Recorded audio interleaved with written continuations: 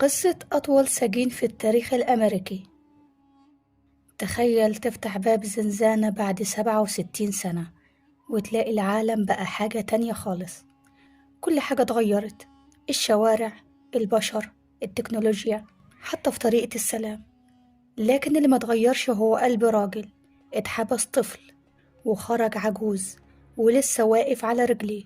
جوزيف ليغون، أطول سجين في التاريخ الأمريكي، قضى 67 سنة و54 يوم محبوس، مش لأنه هرب ولا لأنه كان مجرم خطير، لكن لأنه اتولد في وقت كان فيه العدل أحياناً بيتلخبط مع القسوة.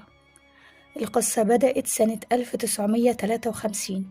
جوزيف كان عنده 15 سنة بس ساعتها، لما اتورط مع شوية مراهقين في جرائم أدت لمقتل شخصين.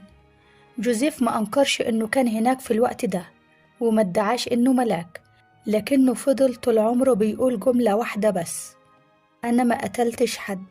وبالرغم من كده المحكمة حكمت عليه بالسجن مدى الحياة من غير أي فرصة للإفراج المشروط. يعني ببساطة هتعيش وتموت هنا.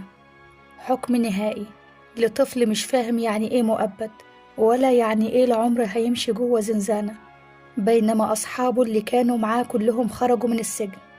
وفضل جوزيف جوه. كبر في السجن، شاب شعره في السجن، ودع أهله وحياته من ورا القضبان، شاهد أجيال من الزملاء تدخل وتخرج وهو ثابت مكانه، محكوم عليه بالزمن. ومع تطور الزمن المحكمة العليا الأمريكية غيرت قوانينها وقررت إن المؤبد للقُصّر غير دستوري. بس برغم ده جوزيف استنى تاني سنين، لحد ما أخيراً في سنة 2021 وفي سن 82 سنة لجوزيف خرج جوزيف ليغون حر. خرج من باب السجن، بس دخل عالم غريب، ناس ماسكة موبايلات ملهاش سلك، وسيارات من غير سواق، وشوارع مش شبه اللي كان بيعرفها. خرج من زنزانة لسجن أكبر، سجن أكبر اسمه الحياة بعد الغياب.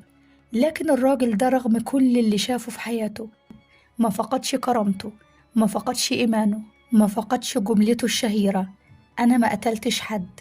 وبيعيش أيامه الباقية في حرية اتأخرت كتير بس جت. قصة جوزيف مش مجرد مأساة قانونية، دي درس كبير في الصبر والظلم والقدرة الإنسانية على الاحتمال، وإن اللي اتسجن سنين ممكن يخرج ويكون أقوى من اللي ما دخلش أصلاً.